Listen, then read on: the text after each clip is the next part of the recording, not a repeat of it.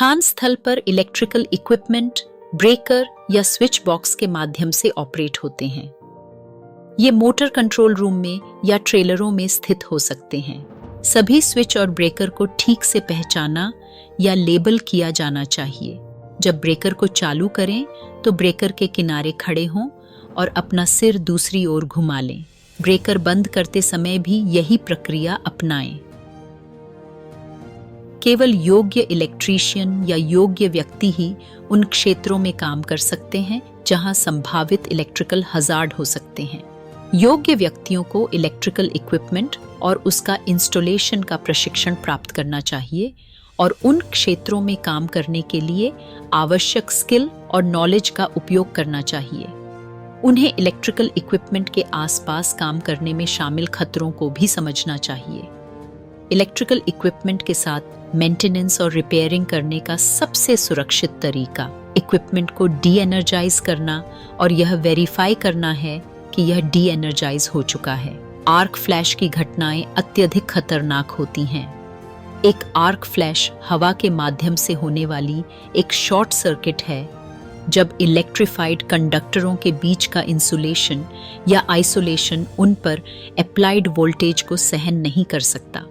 एक arc flash तब होता है जब टेक्नीशियन पावर कंडक्टरों या सर्किटों पर काम करते हैं या उनके आसपास होते हैं, जो आर्क फ्लैश का कारण बन सकता है।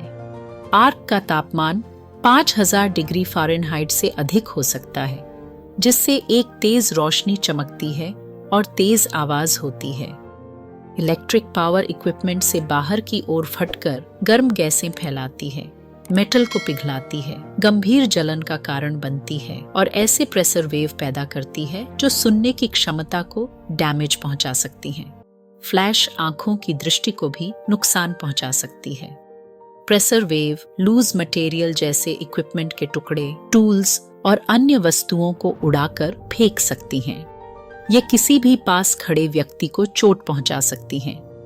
केवल योग्य इलेक्ट्रीशियन या योग्य व्यक्ति ही उन क्षेत्रों में काम कर सकते हैं जहां इस प्रकार का संभावित इलेक्ट्रिकल हजार्ड है। योग्य व्यक्तियों को इलेक्ट्रिकल इक्विपमेंट और इंस्टॉलेशन में ट्रेनिंग प्राप्त होना चाहिए और इन क्षेत्रों में काम करने के लिए आवश्यक स्किल और नॉलेज का उपयोग करना चाहिए।